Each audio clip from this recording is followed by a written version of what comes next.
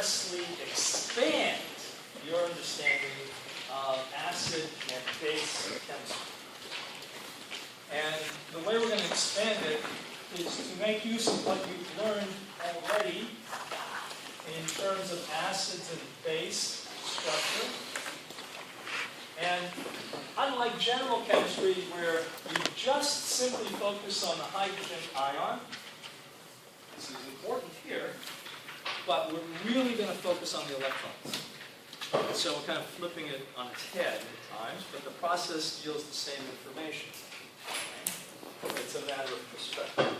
First, let's talk about a classic set of acids and base structures, and let's call them Bronsted acid base. So with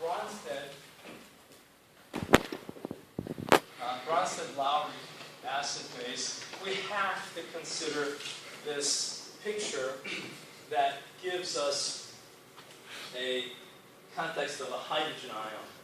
And in the hydrogen ion structure, we're always moving things in terms of the acid or the base, and electron-acid-base pairs give us a way to handle this by manipulation. So let's take a simple case. Suppose that you have, let's take hydrogen bromide. Right? Delta plus, right? Delta minus, right? So if we have hydrogen bromide gas, and we have a container, and we blow into it some ammonia gas.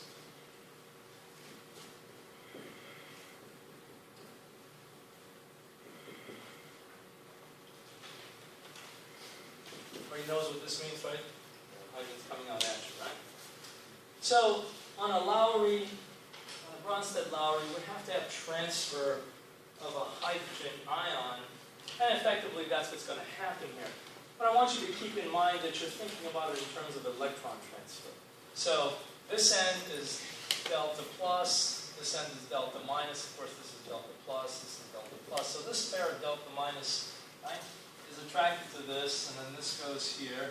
And then what we get is a Br minus, right, which gives us the bromide. And what is the bromide of? Well, the bromide here is a structure in which now we have hydrogen surrounding nitrogen, and the nitrogen is now formally plus charged. So we get ammonium bromide, right? Classic Lewis acid, classic Bronsted-Lowry acid-base reaction. And let's define this. This is the acid, right? This is the base, which donated the electrons, right? The acid is what accepted the electrons. Now, this must be the conjugate base, and this must be the conjugate acid because it can donate, I hate to use that word here, but it can lose a hydrogen ion. How's that? And the Bronsted base can donate a pair of electrons. This doesn't have any electrons to donate in the sense of ships. So here we have a classic reaction of Lewis acid, Bronsted acid, Bronsted base. Now, we want to expand this a bit, and of course, we can deal with things such as acetic acid, for example, and now we can work with it in the process of, I think your book uses this example, in water. So if we look at it as water and acetic acid, the water must be the base, so it's going to pick up the electron, this electron's going to be attracted to this hydrogen. Of course, now you have this, and we can continue here by forming H3O+, which is the classic hydronium ion. Everybody okay with this? No, nothing elaborate here, right? Simple Lewis acid, Bronsted acid, Bronsted. Okay. So I can go on with all kinds of reactions, but here's the issue. Every time something is going to attract a proton, something else is going to lose a proton in the Bronsted picture. Well, let's talk a little bit about another oddball situation.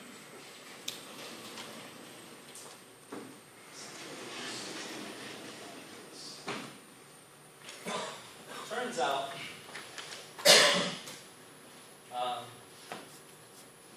if I mix this is an asymmetric alkyne. This is 1, 2, 3. So this one is known as propine. If I mix propine with sodium amide,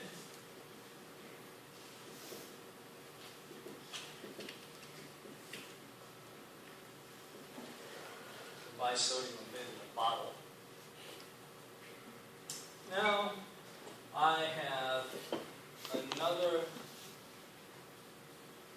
Bronsted-Lowry acid-base reaction. This pair of electrons can go here, this pair of electrons goes here. So now I get a very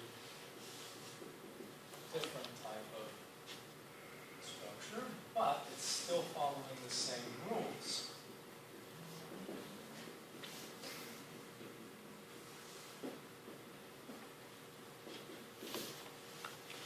Okay, so what's the Lowry acid? Propine. Propine.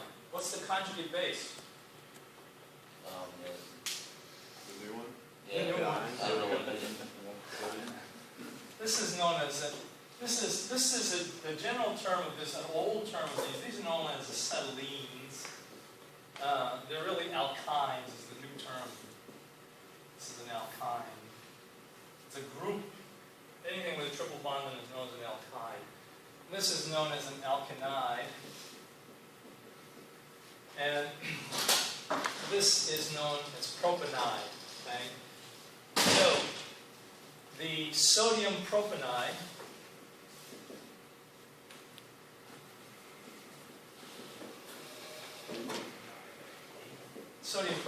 here is the conjugate what? Base. So the conjugate acid must be ammonia. How can you tell, just by looking at the reactants of the equation? An excellent question. I'm glad you asked it. You ready? I know you know about this. Why did I choose this? Why didn't I choose one of these hydrogens? For example, what's the difference, etc., etc. Well, it goes back to what you learned in general chemistry when you learned that pH is equal to minus the logarithm of the hydrogen ion concentration. That's what you effectively were told, right? And you had a general idea that if we were to take, for example, let's take acetic acid. And let me ask you the question in this sense. How is it that you know, without my telling you, that this is going to happen this way and not this hydrogen? How do you know that? What makes this hydrogen different? Well, the electronegativity. Oh, of what? Of what? The electronegativity of the oxygen. That's correct. But how do you, Okay, let me take it one step at a time. The electronegativity of the ion. So therefore, electrons are being pulled Closer to the oxygen. closer to the oxygen. That's the thought that's always in your mind. Where are the electrons being pulled? Okay? And, by the way, I expect everybody to be able to write a resonance form for this, right? It'll appear on the quiz, I guarantee it. Now, if this is a context of electronegativity, so electrons have to be pulled away, then, and pH is equal to this, then we could write, for example, an equilibrium constant here. We could call this equilibrium constant the concentration of CH3COO minus times H3O plus over CH3COOH times H2O, right? That's an equilibrium constant. Now, typically what we express is we drop some acid into a bucket of water. So the concentration of the water tends to stay the same. 55.5 molar, if you put even 1 molar of acetic acid in there, the water is still going to be, a liter full of water is still going to be 55.5 molar. It doesn't really change. So we developed this thing called the acid dissociation constant, Ka. Right? This is to answer your question. Ka is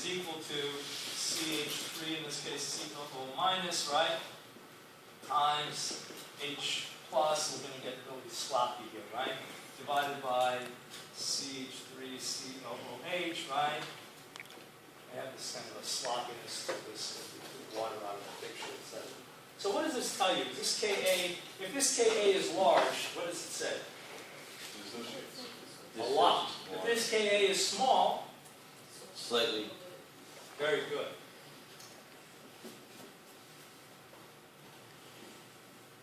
See this? I can define any kind of P function. So I'm going to define a pKa. pKa is equal to minus the log of Ka.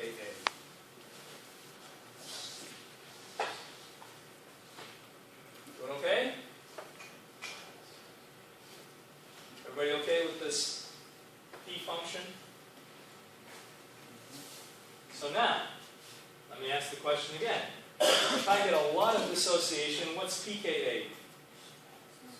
Tiny. If I get a huge amount of no dissociation, the pKa is large. The smaller the pKa, the more the dissociation, right? The more the dissociation, the stronger the acid. The smaller the pKa, the stronger the acid. You're going to be thinking pKa's now. Small pKa's, strong acid. Big pKa's, weak acid. Okay? Questions? You said small pK is more Dissociated. dissociated. Therefore, stronger acid. We define a strong acid as being completely dissociated. Yes, sir? My question is, see you have two compounds which I don't recognize, Yes. which I've never seen before. Right, which is, I'm getting to that. Oh, okay. Hang on, I had to make sure you understood about pKa's, right? Okay. So, what people have done is literally taken things like ethane and through a variety of techniques, which we won't go into all of them right now, but you can remove a hydrogen ion from this. It's a very violent reaction, which you can do. Okay? And it turns out that we can get a pKa value for this. Okay? So it turns out that the pKa of this, okay, versus the pKa of this, to answer your question. So this hydrogen versus this hydrogen. Notice that this hydrogen is very much similar to this one. They're both methyl groups. Notice this one is not a methyl group. It's attached to a triple bonded carbon. This one comes off more readily than this one. So which one has the greater pKa? Bottom one. I asked the question in a funny way. The top one has the greater pKa because it's the weaker acid. So this one is more acidic. Okay? Now, you didn't know that till today, but there are ways to run this reaction. You could check it. Okay? And so what this says is that if this is the stronger acid, that means electrons are being withdrawn in this direction. That means that the electrons over here, what's the electronegativity difference between a single bonded carbon and a hydrogen? Virtually nothing. But there is a difference between the hydrogen electron density over here and the electron density over here. Turns out that the greater the S character, what kind of hybridization is this? SP. SP. Because you have SP. two bonds. Just SP. Two groups. That's right. Two groups on this carbon atom, right? A triple bond and a single bond. That's it. So it's SP. So if it's SP, what's the percentage S? 50. It turns out that if I had something like this, what's the percentage S on this carbon? 33%. So this is SP2, so this is 33%. And the percentage S on this one? SP3. 25%. That's right, this is 25%. Well, it turns out this is known as the hybridization effect. We're going backwards, but that's okay. the greater the S character, in terms of percentage, the easier it is to remove this hydrogen. Because the electrons are actually pulled towards this end. This is a high density electron end, this is a lower density electron. The triple bond acts like a sponge. Not a better sponge than a double bond, better sponge than a single bond. Now, given the fact that this is a hybridization effect, it's not as strong as some of the other effects, but it's there. So I'm going backwards. Okay? I'll tell you what I mean by going backwards. So if I have a hybridization here that's H on a triple bond, that's more acidic than H on a double bond, which is more acidic than H on a single bond. Doing okay? Okay, let's go to one other aspect of this game. And that constitutes a structure with an inductive effect. And this is all in your text, but it doesn't hurt to get a little bit of extra level of intensity of it, so to speak. So let's suppose you have this.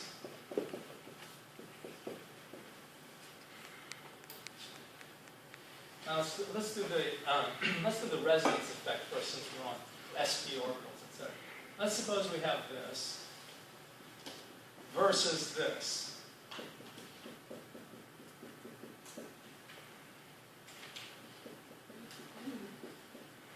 Now, in both cases, the hydrogen is attached to an oxygen, so it's electronegative, right?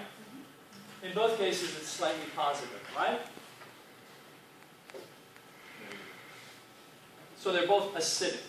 So without knowing anything more than that, okay, your perception here is, how do I judge the quality? Which one is the stronger acid? Now, I know you already know which one is the stronger acid, but let's go through some reasoning as to why it is the stronger acid.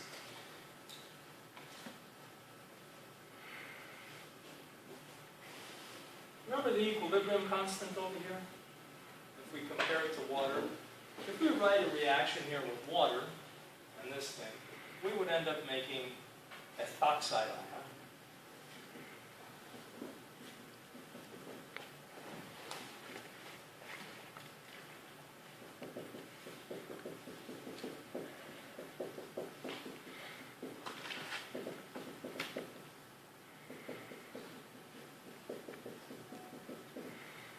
And over here, we already did it, right? What do we end up with?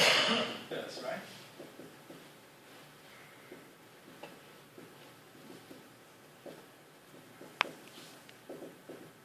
Right? Plus what? Now, here's my question to you. Which one is the more stable base? More stable base. Which one? This one? Bottom. Bottom one. Why? Because it's weak acid, strong base. I didn't ask you which one is the stronger base. I asked you which one is the more stable base. Well, because the only thing it's going to give up is that one oxygen is going to want to mess with those electrons there. The other ones are single bonds, hydrogen, so they're going to be less likely to, and their S factor is going to be lower. So they're going to be less likely to give up those hydrogens and accept electrons. So you only got one thing to deal with, but at the top you have two things to deal with. You have more things to deal with at the time. Right. More electrons, more lone pairs. More lone pairs. That's what I was thinking. Well, I agree with you. It has more lone pairs. It has more things. It has more structure. And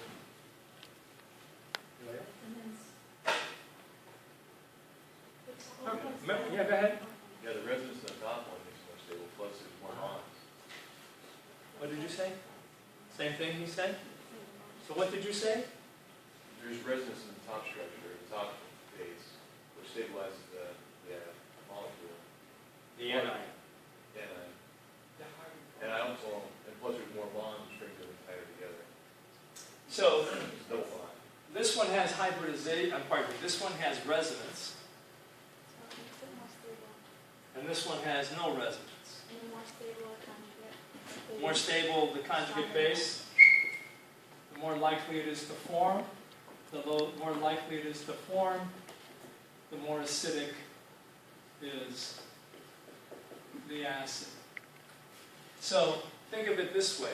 Here's a negative charge, right? How many things are we spreading the negative charge over here?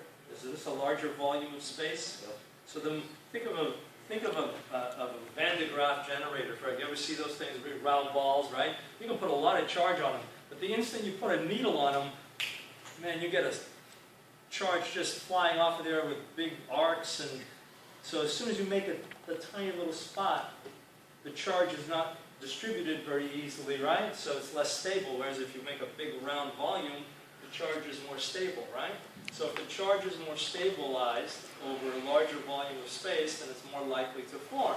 If it's more likely to form, then that means that the anion, that this anion was derived from an acid, right? That means that acid is more likely to dissociate in order to form the anion. That means this one is less likely to dissociate.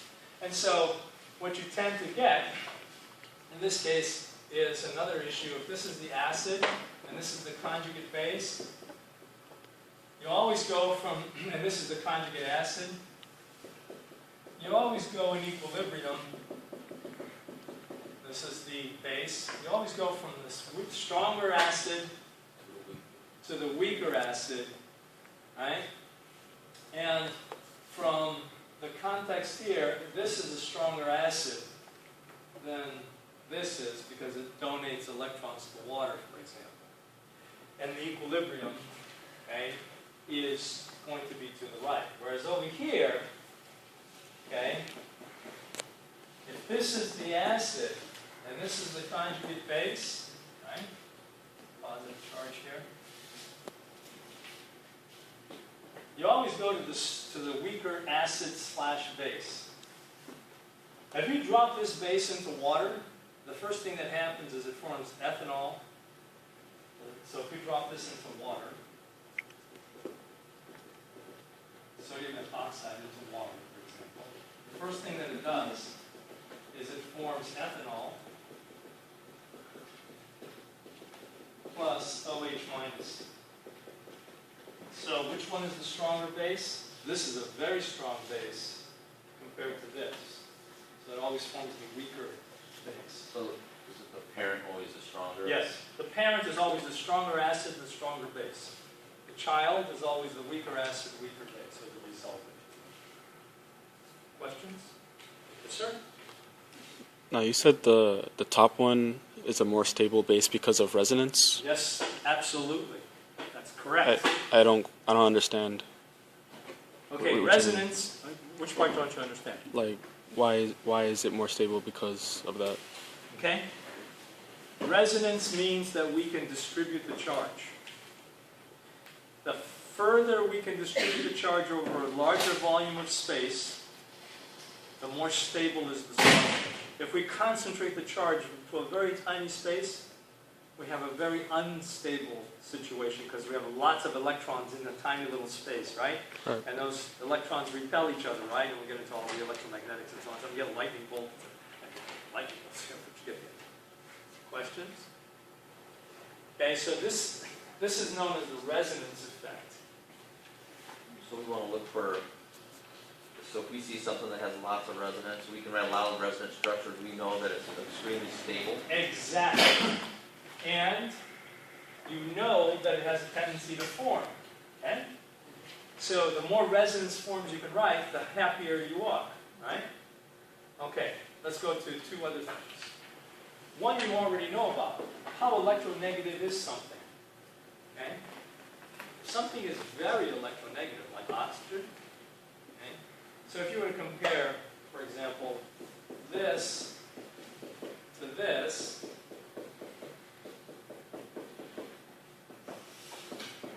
which is the stronger acid? Water. Water. Because the oxygen is more electronegative than the, right? Everybody okay with that? Okay. There is another effect, and that is going down the periodic table, if you look at fluorine, chlorine, bromine, and iodine, it turns out that hydroiodic acid is more acidic than hydrofluoric acid. Why? Because, remember, acid is defined as the loss of a hydrogen, right? So the further away the hydrogen is from the nucleus, the easier it is to rip it off. So with iodine, the nucleus is here and the hydrogen is over here, right? With fluorine, they're right here. That hydrogen isn't going anywhere. One other thing, conductive effect.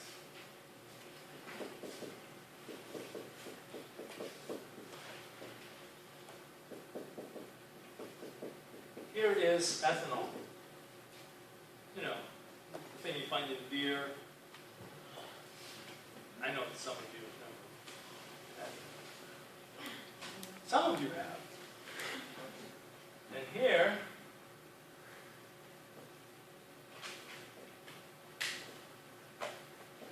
is 1,1,1-trichloroethanol.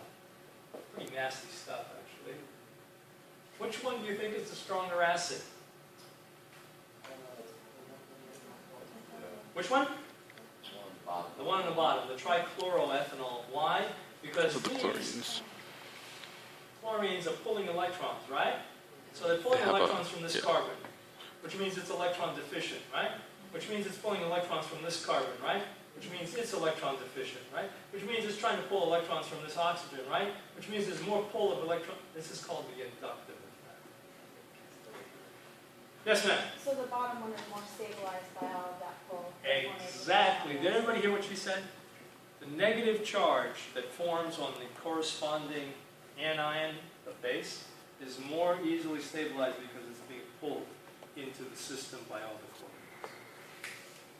Does it have a stronger conjugate base versus the conjugate base of It has a weaker conjugate base. Strong acid is completely weaker acid. And I want you to think of them in terms of electrons. So we're going to consider this a Lewis acid, Lewis base consideration, and you're going to think in terms of pKa's. So you're going to be able to predict, okay, using these concepts, which one is the stronger acid, which one is the stronger base. And obviously I have a gift. And what would it be like without a gift? I know. I know.